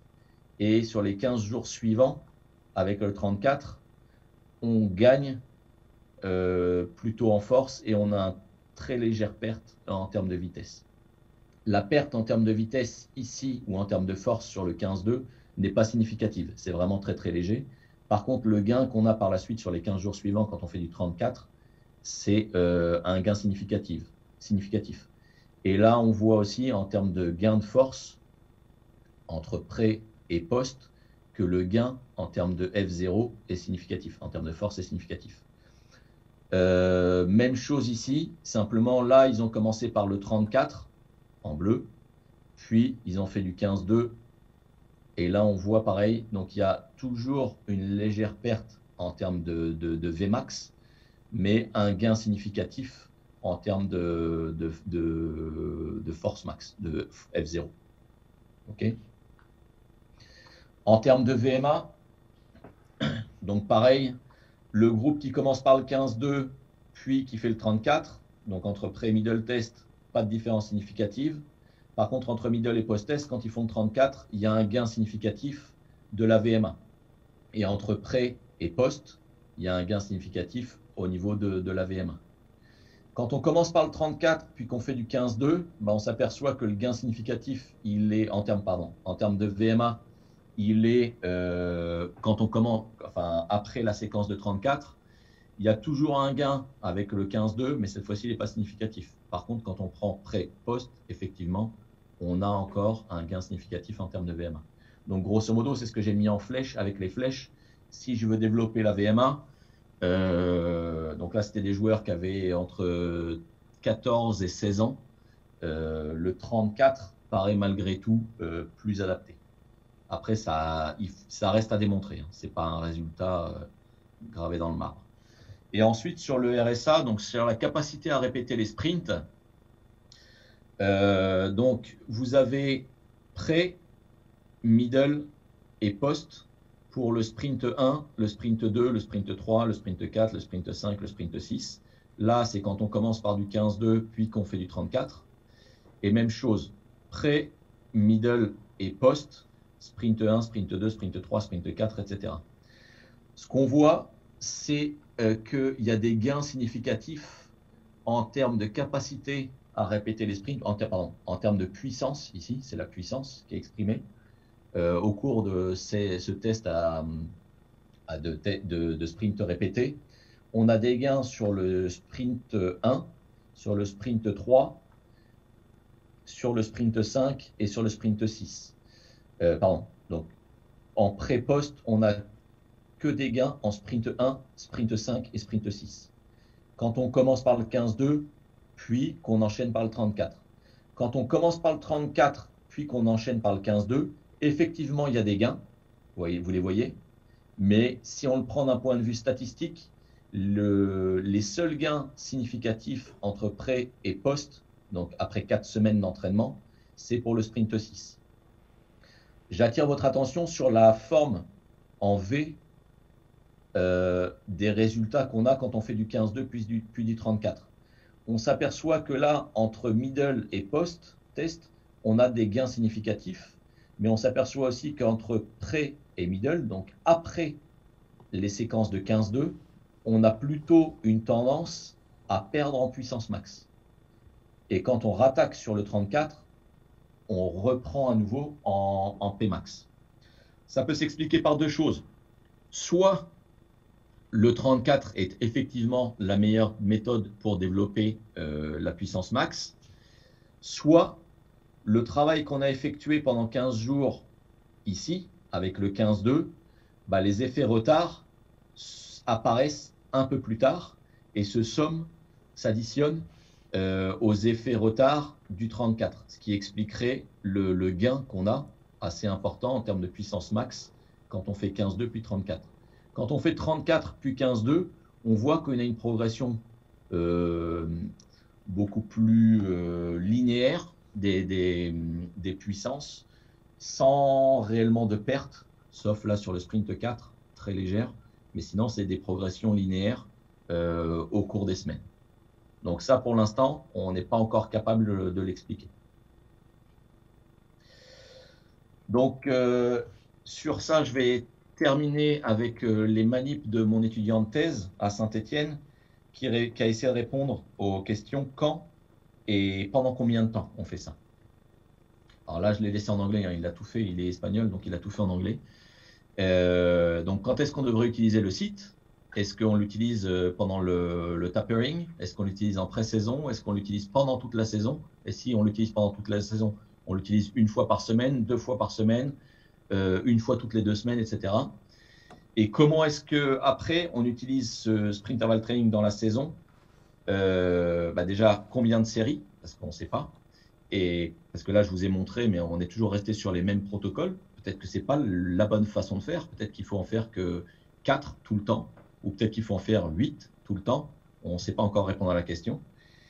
Et aussi, comment on organise le sprint interval training pendant un cycle où on va mettre de la haute intensité, peut-être du travail continu en termes de récup ou autre, je ne sais pas. Ça, on pourra en discuter. Donc, c'est un peu les questions. Donc, je ne répondrai pas à toutes les questions aujourd'hui parce qu'on est encore en train de bosser dessus. Mais il y en a quelques-unes sur lesquelles on peut travailler. Alors déjà, ce qu'on a fait, c'est regarder quand est-ce qu'il n'y avait plus de gains. Mais là, par contre, ça va moins vous intéresser. Enfin, les résultats vont être à prendre avec plus de pincettes parce qu'on a fait ça chez des sédentaires. Donc, c'est plus tout à fait le haut niveau. C'est-à-dire que les adaptations pour le haut niveau sont beaucoup plus rapides et ne sont pas les mêmes.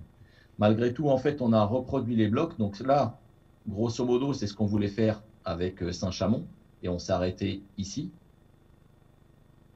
Et là, avec les sédentaires, on a fait 3 blocs de 15 jours.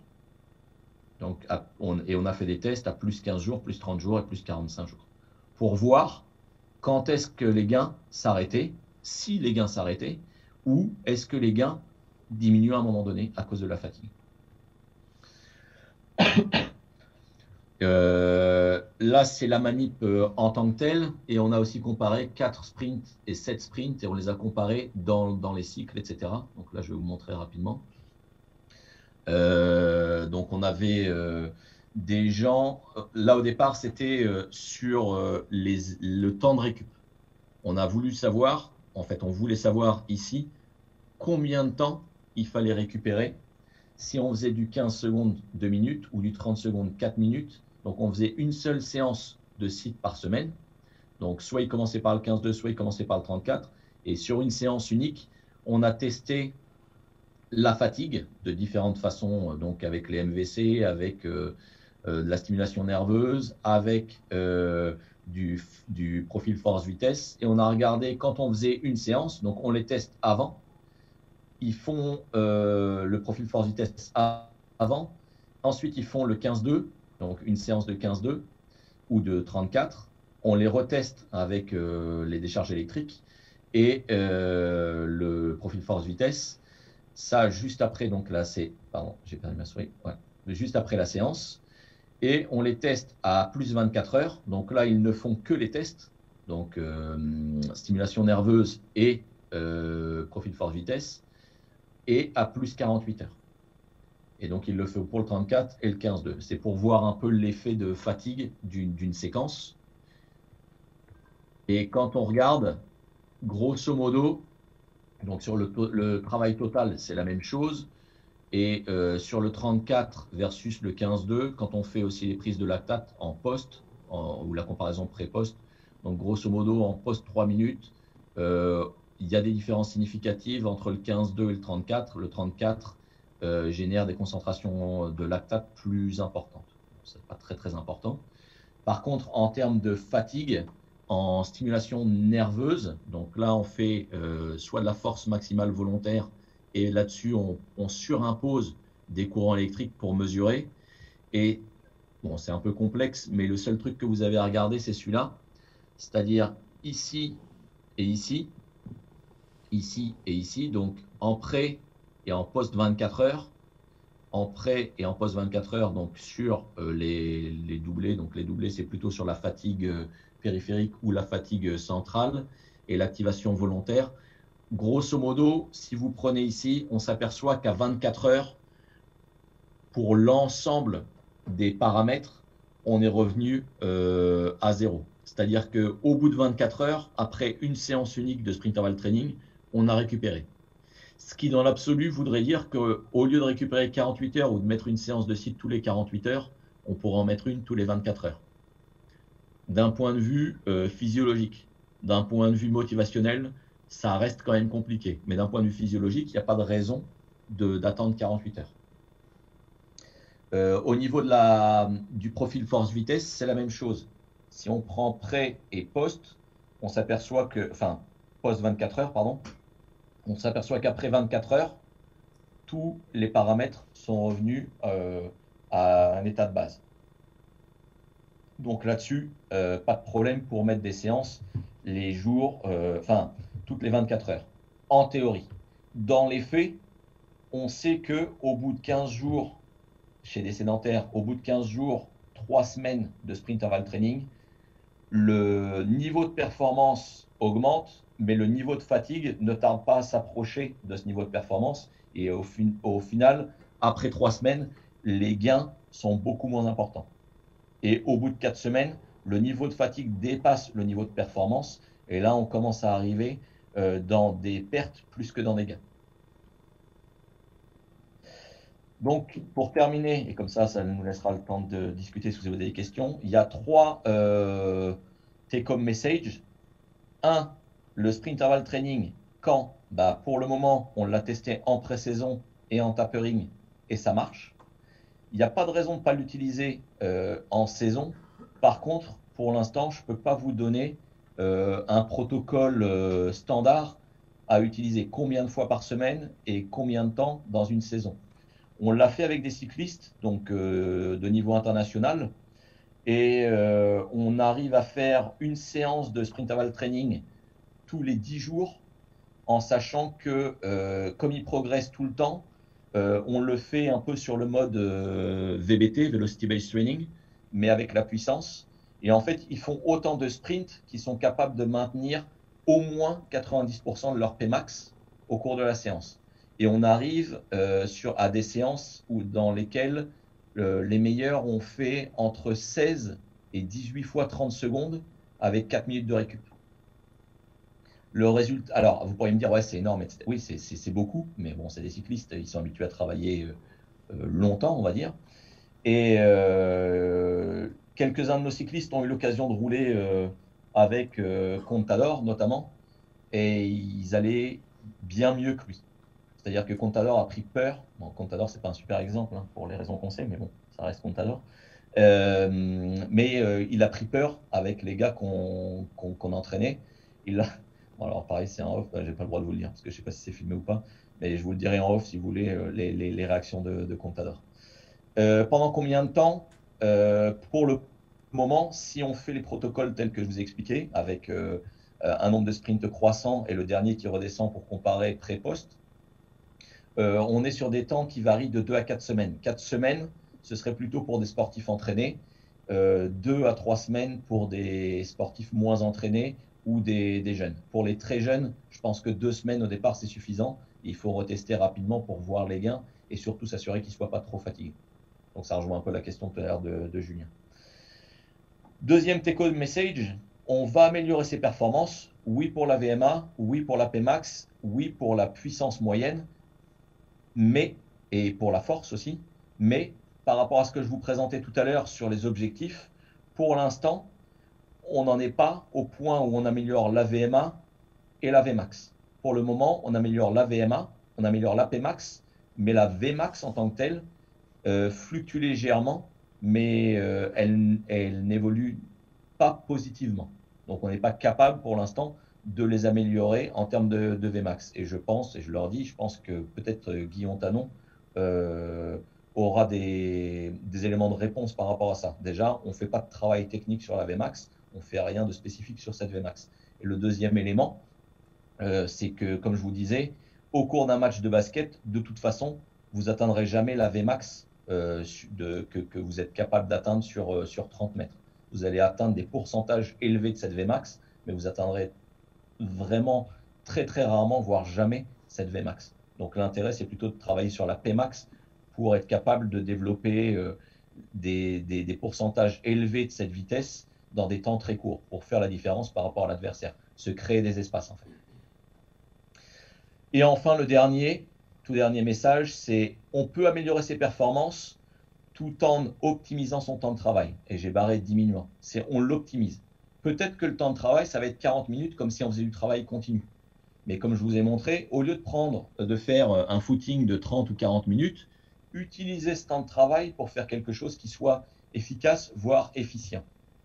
Et à mode de blague, je vous ai dit, je vous ai écrit en bas, le sprint interval training, c'est comme la SNCF, c'est possible. Sauf que nous, ça marche vraiment. Voilà, je vous remercie. Je suis dans les temps. Merci, ouais, c'est parfait, Jérôme. J'ai 10 minutes pour répondre à vos questions si vous en avez. Ouais, donc on va enchaîner. Est-ce que quelqu'un veut commencer avec la première question? Oui. Merci. Bonjour. J'ai une question sur la planification. Donc vous avez dit que c'était idéal de le placer en intersaison et surtout en pré-saison. Mais ma question était, c'est que les sprints répétés impactent beaucoup de courbatures. Il y a également aussi qu'on l'utilise pour la prévention de tout ce qui reste de blessures, et surtout le membre inférieur. Mais je voulais savoir, est-ce que vous ne mettez pas d'abord un modèle d'entraînement en amont pour pouvoir éviter ce risque de blessure sur du sprint répété? Ou vous l'incorporez directement? Voilà. Ouais. Voilà, vous avez fait ma réponse, je l'incorpore directement. Et c'est une bonne question parce que je vais pas parler de la prévention parce que je suis vraiment resté sur les paramètres physio. Mais le médecin du club donc de Saint-Cham, donc Clément Fauchia, lui il était intéressé par ces paramètres-là. Donc quand on a commencé en pré-saison avec les jeunes joueurs de Saint-Cham, on attaquait directement avec ça. Et ce qu'on a vu, c'est que à partir du moment où on attaqué fin août, début septembre avec le sprint interval training, sans plus pas de préparation spécifique ou autre. Et il y a eu 0 blessure jusqu'en décembre. Okay. Ensuite, on a été obligé d'arrêter le sprint interval training, etc. Et puis on voulait reprendre, et on a repris un peu tard, vers fin janvier. Donc quand ils ont eu le droit à nouveau de pouvoir s'entraîner. Ça a été un peu compliqué. Plus les espaces, etc., au niveau de Saint-Étienne. À chaque fois qu'il y a eu du sprint interval training, le nombre de blessures a diminué. Okay. C'est-à-dire qu'il y a un rôle préventif. Derrière, il y a Jean-Benoît Morin, qui est à Saint-Étienne aussi, qui montre beaucoup que le travail en sprint, en lui-même, est un travail protecteur. Et là, pareil, je rebondis sur la question de tout à l'heure sur les sprints en ligne droite. Le fait de pouvoir, d'organiser les sprints en aller-retour, c'est aussi un travail musculaire qui peut être intéressant, donc un travail musculaire intégré. Et en termes de courbature, peut-être entre la première et la deuxième séance, c'est pour ça que des fois on a une légère perte en termes de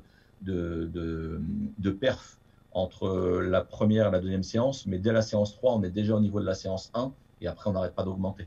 Donc il n'y a pas plus de courbature que ça non plus. Ok, merci beaucoup. Quelqu'un d'autre? Oui.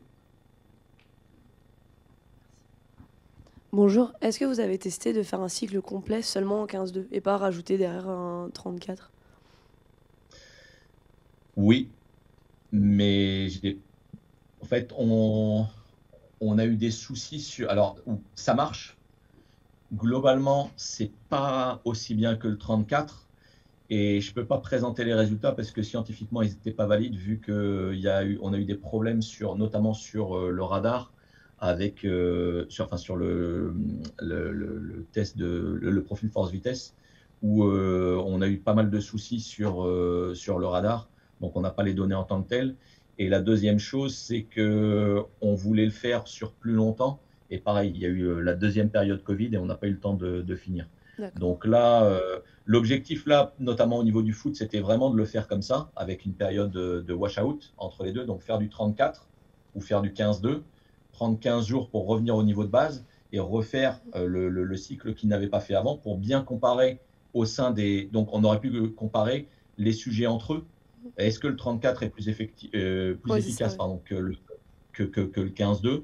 Sauf que là, c'est pareil, quand on est en cours de saison, on ne peut pas dire à un club, on va vous faire monter les perfs de vos joueurs ou joueuses. Ensuite, on va attendre qu'ils reviennent au niveau de base et puis on va recommencer. Et les mecs, ils nous disent, non, mais nous, on a des matchs à gagner. Là, j'ai un de mes étudiants, il était au FC Servette. Donc, les filles, elles jouent la Champions.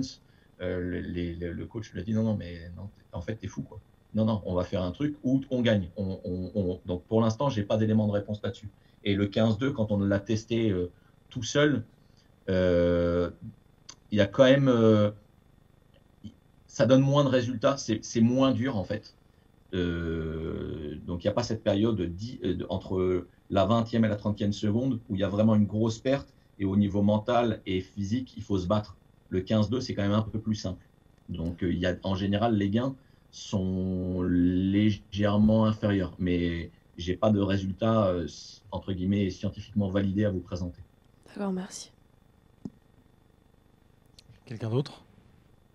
Profitez-en parce qu'il n'y aura pas d'échange après en off parce qu'il va rester en Suède, il ne viendra pas jusqu'ici. Bah, où je reviens la semaine prochaine. Alors j'arrive, c'est un peu loin.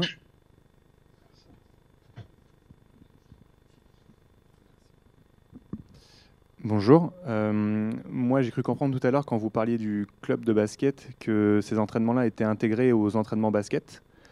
Du coup, est-ce que vous avez un retour d'expérience à nous faire sur quels sont les contenus basket qui sont associés à ce type de sollicitation? Est-ce que ça se fait est-ce que le 34 se faisait en début de séance puis derrière il y avait entraînement basket? Est-ce que c'était l'inverse? Comment on peut intégrer ce type de séance à l'intérieur d'une séance basket? Alors, merci pour la question. C'est une bonne question. Il y a eu, je pense, au départ, enfin, les coachs n'ont pas bien compris en fait l'intensité de l'exercice. Donc, pour répondre à la question sur la manip là à Saint-Chamond, c'était toujours en début. C'était le 34 était fait avant la séquence basket. Sauf que pour les coachs, quand ils ont vu le truc, ils se sont dit bon bah c'est bon, les gars sont échauffés. Et derrière la séquence, c'était du jeu basket. Alors moi, je suis pas un spécialiste de basket, enfin sur vos méthodes d'entraînement, mais en gros, ils faisaient un entraînement comme si les gars venaient sortir de l'échauffement. Sauf que c'était pas du tout la histoire. Donc on aurait encore pu, enfin je pense que les résultats sur la méthode auraient été encore plus probants si derrière, effectivement, on avait adapté les séquences de travail. C'est-à-dire que là, derrière, ils faisaient du jeu, hein, mais vraiment du jeu. Enfin, moi, quand je les voyais derrière, je me disais, là, ils vont se péter, effectivement. Parce que les coachs pensent qu'ils se sont juste échauffés.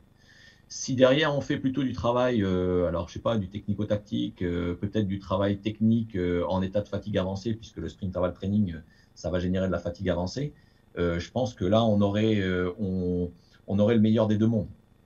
Mais si derrière, ce que vous voulez faire, c'est du jeu spécifique ou du jeu à haute intensité, donc faire du basket, enfin jouer au basket hein, réellement, mais dans ce cas-là, je pense qu'il faut partir plutôt sur l'organisation qu'on a fait avec le foot, c'est-à-dire 2 séances par semaine de site et la 3e séance basket, si c'est un club de niveau moyen. Si maintenant vous entraînez tous les jours, et s'il y a possibilité, comme moi quand j'intervenais dans les clubs pro, de faire 2 séquences d'entraînement par jour, il y a plusieurs stratégies. Soit je fais site et muscu le même jour, donc c'est ce que je faisais avec les filles du Ros Casares en Espagne, et c'était plutôt les Américaines qui venaient bosser avec moi. Il y avait quelques Espagnols aussi, mais dans ce cas-là, on faisait le travail physique et on s'adaptait à ce que faisait aussi au travail, à la séquence d'entraînement qu'ils allaient avoir dans le club. Mais donc ça, c'est une possibilité. Ou alors, on met une séquence de travail physique en matinée où on laisse faire le club et nous, on propose la séance l'après-midi en fonction de ce qu'elles ont fait. Mais par exemple, quand je travaillais avec Delisha, Milton Jones, donc j'ai travaillé 3 ans avec elle, quand on faisait la muscu, notamment la prise de masse ou autre, automatiquement derrière, elle devait aller faire des shoots au club pour transférer, pour pas perdre ses habiletés motrices. Et quand on n'a pas fait trop de sprint interval training, j'en faisais plus avec les joueuses espagnoles quand on préparait les Coupes d'Europe ou autres. On faisait ça soit après les entraînements, soit avant les entraînements, si on savait que l'entraînement allait être moins dur. Mais moi, j'ai toujours travaillé en plus en tant que prep physique individuel, donc je travaille pour les joueuses, parce que j'ai travaillé avec très peu de joueurs, plutôt pour les joueuses, mais en individuel. Donc moi, je m'adapte à ce qu'elles me demandent aussi. Et par rapport au site, bon, c'était ma méthode mon mode de fonctionnement, elle le savait et elle venait me chercher pour ça, parce qu'elle savait qu'elles allaient gagner vite et que ça allait être bénéfique pour toute la séance, pour toute la saison, pardon. Mais elle savait aussi que je proposais les séances en fonction de ce qu'elle faisait au basket. Et moi, je m'adapte au club puisque je faisais pas partie du staff, quoi. Je sais pas si j'ai répondu à la question, j'ai un peu noyé le poisson, mais... Non, c'est très bien. Une dernière Sabine? Bonjour Jérôme. Je me présente Sabine Juras, je suis responsable, je suis préparateur physique et kiné et je suis responsable de la réathlétisation ici à l'INSEP, enfin, sur le pôle basket. On a aussi beaucoup d'entraîneurs qui sont dans l'amphi aujourd'hui, qui sont des entraîneurs qui interviennent sur des catégories d'âge 13-15 ans. Donc ta présentation est vraiment très intéressante et je n'ai aucun doute sur les effets physiologiques de ta méthode. Par contre, je suis obligée de mettre un bémol à tout ce que tu as dit par rapport à juste aux facteurs périphériques. Donc toi, tu as parlé bien sûr des limites dues à la motivation, mais moi j'en vois une autre que tu n'as pas du tout parlé et je pense que je suis obligée d'intervenir à ce niveau-là, c'est les impacts périphériques sur les tendons et sur les articulations. Nous, je sais qu'aujourd'hui, les préparateurs physiques, enfin moi en tout cas, on travaille énormément sur la prévention des blessures, qui est un vrai fléau au niveau de notre sport par rapport à ces gabarits qu'on a, des grands gabarits, grands bras de levier, etc. etc. Et je vois une vraie limite à cette méthode, c'est que la répétition de sprint et surtout le changement de direction va augmenter les charges des tendons et au niveau articulaire. Et je pense qu'on tu mets quand même, on risque de mettre en péril, en tout cas si les athlètes ne sont pas prêts, on risque d'être confronté à une augmentation des blessures. Donc ça, c'est vraiment un point sur lequel je voulais aborder. Par contre, moi, je vois tout de suite un intérêt, par contre, parce que je l'utilise énormément, moi, dans mes réathlétisations, c'est l'utilisation de ta méthode sur du travail porté. C'est-à-dire, je l'imagine très bien sur du watt bike et je l'imagine très bien sur rameur. Et voilà, c'était juste ma petite note, parce que je pense qu'il faut quand même beaucoup de prérequis par rapport à ce que tu proposes. Et d'ailleurs, dans beaucoup de tes présentations, tu marques bien athlète entraîné. Et je pense vraiment, et je veux vraiment... après, c'est mon point de vue, hein, ça n'engage que moi, mais que les gens qui sont ici et qui entraînent des jeunes fassent très attention aux prérequis que nécessite cette méthode. Et je pense qu'on en a parlé, là, de coupler avec des entraînements. Déjà, je pense qu'il faut faire très attention, comme tu l'as dit. C'est-à-dire que je pense que tu ne peux pas faire un entraînement comme ça et enchaîner sur du 5-5 tout-terrain pendant 1h30. Je pense que là, les voyants vont vite passer au rouge. Et donc ça, c'est le premier point. Et le deuxième point, c'est celui que je viens de dire, c'est les prérequis. Moi, je peux te dire, pour le vivre au quotidien, nos gamins ont déjà du mal à courir en ligne à 12 km/h sans que les genoux partent et sans que ça parte dans tous les sens. Donc, je pense que de la haute intensité maximale avec des changements de direction, enfin, moi, personnellement, j'irai dans ce domaine-là avec des pincettes. Par contre, comme je te dis, je trouve que la méthode peut être très, très intéressante à développer sur watt bike ou sur rameur. Voilà. Je suis désolée. Alors, merci pour l'intervention. Je suis à peu près d'accord avec tout, sauf sur juste... Enfin, oui, prérequis, il y a prérequis et prérequis. C'est-à-dire qu'effectivement, si c'est un jeune de 12 ans qui vient d'intégrer un pôle ou autre, qu'on sait qu'il n'est pas bon... Là, par exemple, à Saint-Chamond, on en a un qui faisait 1m90, flexibilité 0, enfin souplesse 0. Masse musculaire, il lui manque par rapport à son gabarit, il lui manque à peu près 10 à 15 kg de masse musculaire, à mon avis, ce que je lui avais dit. Et derrière, il aurait pu être performant. Mais avec le profil force-vitesse, notamment, on est capable de détecter ces gens-là. Donc là, je ne vous l'ai pas montré, mais il est, enfin, on pourra le voir de toute façon au pôle par la suite. Parce que si je repartage, il faudrait que je le retrouve rapidement. Je vais le faire rapidos. Voilà.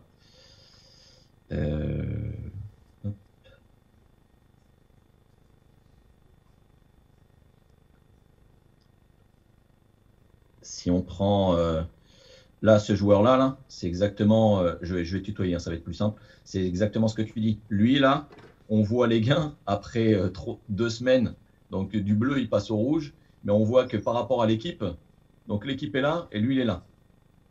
Donc, je ne sais pas si vous le voyez, hein, j'espère que oui. Oui, on voit. Donc, bah oui, effectivement, lui, il y a un souci et il a participé, mais on ne l'a pas poussé spécialement parce que on savait que effectivement pour lui ça allait être peut-être, sûrement problématique. Maintenant, en termes de blessures, Là, comme je disais, hein, le médecin, il a fait, puis on travaille aussi avec Pascal Édouard et d'autres à Saint-Étienne sur l'épidémiologie des blessures. Le sprint intervalle training a plutôt un rôle préventif. Mais, et je suis encore d'accord avec toi, si il est intégré dans les séances, derrière, on va pas faire 2 fois de l'intensité dans la séance. Donc, le travail est fait, et ensuite, au niveau basket, ça va être un autre travail, mais pas où on va pas jouer avec l'intensité. Donc, il faut aussi réfléchir à quand est-ce donc je rebondis aussi sur la question précédente. Il faut bien réfléchir quand est-ce qu'on met le site et quels sont les objectifs et dans quel cycle on est. Ça, c'est la première chose. Et ouais, le watt bike, les choses comme ça, c'est intéressant, mais en fait, alors oui, si on veut, mais pareil, alors on pourra en discuter au niveau du pôle réathlé quand je rentrerai, parce que c'est une discussion vraiment intéressante, mais en 2 minutes, c'est compliqué de répondre. Mais on a les effets positifs et les effets négatifs. Si on fait du watt bike en portée, si derrière j'améliore ses perfs et que il n'y a pas de transfert sur le moment, est-ce que c'est pas là justement qu'avec des meilleurs facteurs d'exécution, sans avoir fait le transfert derrière, on va pas justement avoir des problèmes de blessure? Donc là, c'est pareil, c'est une question ouverte. Hein, j'ai pas de réponse. Par rapport à l'intervention, oui, globalement, je suis d'accord. Maintenant, je pense vraiment qu'il y aurait une étude à faire en longitudinal avec le sprint interval training. Donc Clément, le médecin du club de Saint-Cham, avait commencé. Et effectivement, tous ceux qui avaient commencé avec le site n'ont pas été blessés. Et quand blessure il y a eu, c'est des blessures en match sur quelqu'un qui marche sur la chaussure de l'autre, qui se tord la cheville, etc. Donc pas des choses qui sont imputables à des facteurs musculo-tendineux ou autres. Mais effectivement, hein, il faut faire attention. Peut-être que je ne l'ai pas assez dit, ou il faut faire attention. Et on fait de toute façon des tests au départ pour déterminer. C'est-à-dire quand je parle d'une personne entraînée, le niveau d'entraînement n'a pas besoin d'être très haut. Mais il faut au moins que, quand on travaille dans un staff pluridisciplinaire dans un club, que tout le staff médical, donc prep physique, kiné, réadaptateur, etc., soit d'accord sur la stratégie à adopter. Hein. On ne le fait pas n'importe comment, effectivement. Peut-être que je n'ai pas assez insisté là-dessus. C'est bon pour toi, ça? Est-ce que quelqu'un veut ajouter une dernière question ou on arrête là? Oui. Est-ce que vous pouvez faire passer le micro?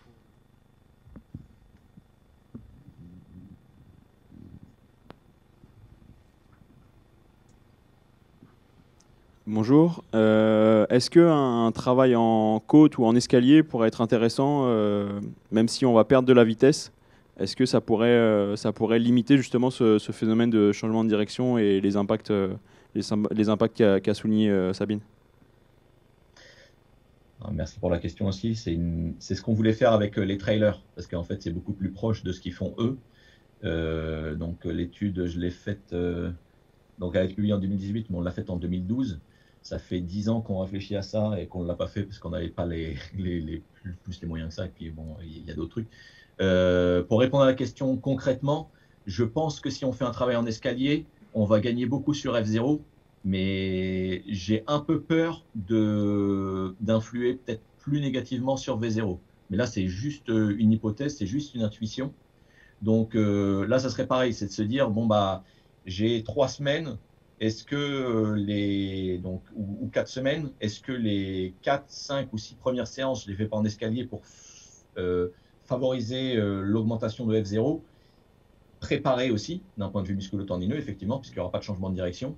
Et derrière, on repart sur les changements de direction, où là, en termes de vitesse, on est sûr qu'il y a ce facteur motivationnel qui fait qu'ils ne vont pas faire de pacing ou autre, et qu'on gagne sur les 2 tableaux. Mais oui, le travail en côte ou en escalier, c'est intéressant. Bon, moi, je suis judoka à la base. Hein.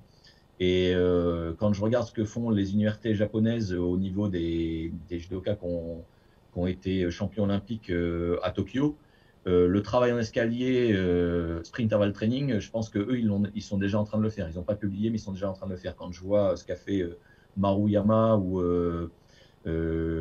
Ono sur le travail dans l'université où ils s'entraînent, il y a quelque chose là-dessus, couplé en plus au travail de musculation, un peu comme je vous ai montré sur le cyclisme. Donc oui, c'est une bonne piste. Mais pareil, j'ai pour le moment que des intuitions et pas de données à vous montrer. Par contre, je serais content si il y a quelqu'un qui veut travailler dessus et qu'on peut travailler ensemble. Bien, merci Jérôme. Je pense qu'on peut l'applaudir pour le remercier pour cette intervention.